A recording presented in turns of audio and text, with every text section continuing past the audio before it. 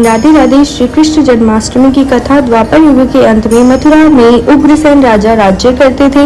उग्रसेन के पुत्र का नाम कंस था। कंस ने उग्रसेन को बलपूर्वक सिंहासन से उतार जेल में डाल दिया और स्वयं राजा बन गया।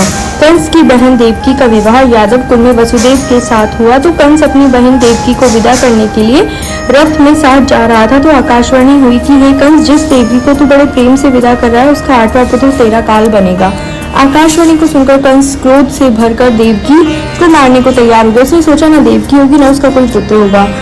वसुदेव जी ने कंस को समझाया कि तुम्हें देवकी से तो कोई बहन है, देवकी की 8वीं संतान से तुम्हें वह है, इसलिए मैं इसकी 8वीं संतान को तुम्हें सौंप दूंगा। तुम्हारे समझ में जो आवे वैसा ही करना।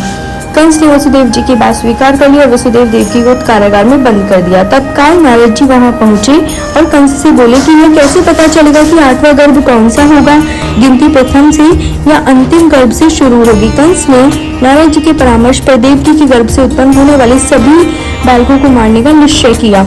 इस प्रकार एक एक करके कंस ने देवकी के 7 बालकों को निर्दयपूर्वक मार डाला।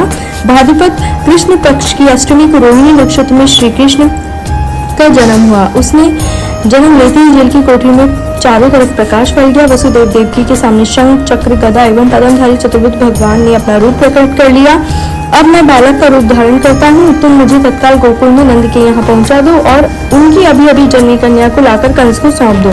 तत्काल वसुदेव जी की हथकड़ियां खुल गई, दरवाजे अपने आप खुल गए, पहरेदार सो गए। वसुदेव कृष्ण को सूप में रखकर गोकुल को चल दिए। रास्ते में यमुना श्री कृष्ण के चरणों को स्पर्श करने के लिए बहने लगी। भगवान ने अपने पैर लटका दिए। चरण छूने के बाद यमुना घट गई। वसुदेव यमुना पार कर गोकुल में नंद के यहाँ गए। बालक कृष्ण को यशोदा जी की बगल में सुलाकर कन्या को लेकर वापस कंस के कारागार में आ गए।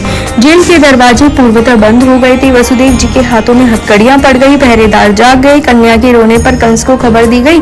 कंस ने कारागार में आकर कन्या को लेकर पत्थर पर पटक कर मारना चाहा तो वह कंस के हाथ से छूटकर आकाश में उड़ गई और देवी का रूप धारण कर बोली, हे कंस, अब मुझे मारने से क्या लाभ है? तुझे मारने वाला तो गोकुल में पहुंच चुका है। यह दृश्य देखकर कंस का हतप्रत और व्याकुल हो गया। कंस ने श्री कृष्ण को मारने के लिए अनेक दैत्य भेजे। श्री कृष्ण ने अपनी अलौकिक माया से सारे दैत्यों को मार डाला। श्री कृष्ण ने बड़े होने पर कंस को मारकर उग्रसेन को राजगद्दी पर बिठाया।